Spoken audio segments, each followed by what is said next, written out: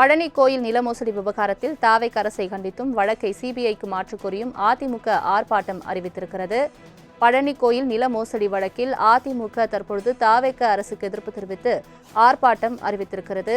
பழனியில் மயில் ரவுண்டானா மத்திய பேருந்து நிலையம் அருகே வரும் 25ஆம் தேதி ஆர்ப்பாட்டம் நடைபெறும் என்று அதிமுக அறிவித்திருக்கிறது. முக்கிய செய்தியாக பார்த்து வருகிறோம். இது தொடர்பான மேலும் விவரங்களை தருவதற்காக செய்தியாளர் ராஜேஷ் இணைப்பில் இருக்கிறார். ராஜேஷ், வணக்கம்.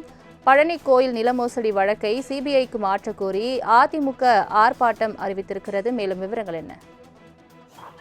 சலோமி, வணக்கம். பழனி தண்டாயுதபாணி திருக்கோயிலினுடைய அந்த சொத்து தொடர்பாக அதிமுக அறிக்கை ஒன்றை வெளியிட்டிருக்கிறார்கள். மிகவும் முக்கியத்துவம் வாய்ந்ததாக பார்க்கப்படுகிறது.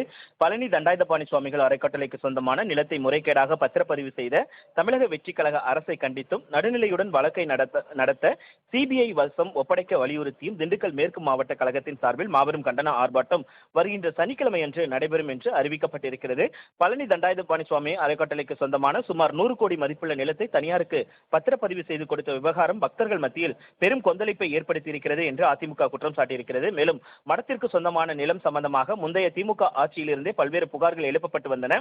சென்னை உயர்நீதிமன்றம் மதுரை கிளையில் ஏற்கனவே வழக்கு ஒன்று நிலுவையில் உள்ளதாக தெரிய வருகிறது. தமிழகத்தில் புதிதாக ஆட்சி மாற்றம் ஏற்பட்டு தூய சக்தி அரசு என்று சொல்லிக் கொண்டவர்களின் அறநிலைத்துறையின் பராமரிப்பில் இருந்த இந்த நிலம் தற்போது 2 தனியாருக்கு கிரயம் செய்து கொடுக்கப்பட்டதாக புகார் எழுந்துள்ளன.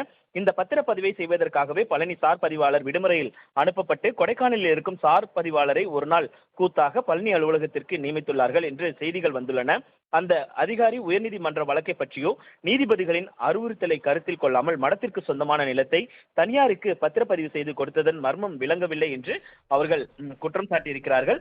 இந்த மோசடியில் தொடர்புடைய முக்கிய குற்றவாளிகள் 3 பேர் தலைமறைவாக இருப்பதாகவும் அவர்களை காவல்துறையினர் தேடி வருவதாகவும் அரசு தரப்பிலேயே கூறப்படுகிறது. எனவே பழனி தண்டாயுதபாணி சுவாமிகள் நில விவகாரத்தில் இந்த அரசின் செயல்பாடுகளில் சந்தேகத்திற்குரியதாக இருக்கிறது என்று அதிமுக குற்றம் சாட்டியிருக்கிறது.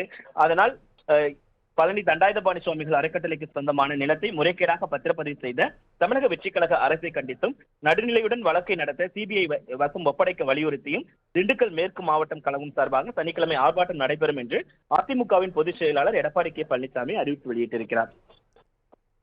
தங்களின் முழு விவரங்களுக்கு நன்றி ராஜேஷ்.